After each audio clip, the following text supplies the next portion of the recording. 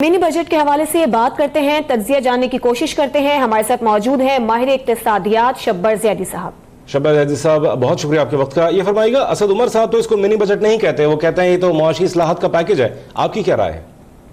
मेरा ख्याल है कि लोगों को समझ ही नहीं आई कि रिफॉर्म ये वो चीजें हैं जो पाकिस्तान में अशद जरूरी थी। ये वो चीजें हैं जो हमें 40 साल पहले कर लेनी चाहिए थी। हमने पाकिस्तान की मईशत को तबाही के जहाने में ले गए थे एक तजारती मईशत बना के। अब ये एक नया सफर है जो शुरू किया गया है और मेरा ख्याल है ठीक है, क्योंकि पाकिस्तान एक तजारती मुल्क नहीं हो सकता, पाकिस्तान एक सनती और ज़राई मुल्क हो सकता है। सही। अच्छा, कुछ दिन कबल जो है सरमाकारों की मुलाकात हुई थी, सनतकारों की, असद उमर साहब से, खासकर कराची में। बड़े सख्त उन्होंने अपने तहफ़्फ़ुज़ात का इजहार किया था। तो आपको लगता है कि अब उनके तहफ़्फ़ुज़ात दूर हो गए होंगे?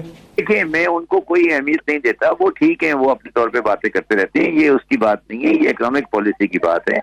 वो ताजिर है, उनका कारोबार है, वो अपने जो भी ऑब्जर्वेशन थे वो देते रहे। ये बुनियादी मईशत के बुनियादी उसूलों का सवाल है कि हमें पाकिस्तान को सही सनती और ज़राई मईशत बनाना है या तजारती मईशत बनाना है।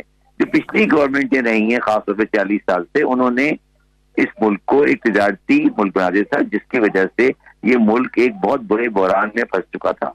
अब ये इससे निकल सकेगा या नहीं, ये मैं बात कमेंट नहीं करना चाहता हूँ, मगर ये जो स्टेप ली गई है ये बिल्कुल दुरुस्त है और पाकिस्तान सिर्फ उस वक्त बाकी रह सकता है जब वो सनती और ज़राई तरक्की की तरफ माइल हो। तो आपने जो पिछला साल गुजारा है वो पाकिस्तान का बदतरीन साल था, जब तकरीबन 38 बिलियन डॉलर की डेफिसिट थी।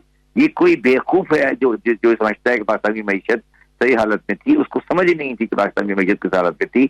हम तबाही के दहाने पे खड़े थे और हम अभी भी ये बात करने को तैयार हैं कि ये कोई मसला नहीं था। हमें हकीकतों को समझना चाहिए, चीजों को गौर करना चाहिए।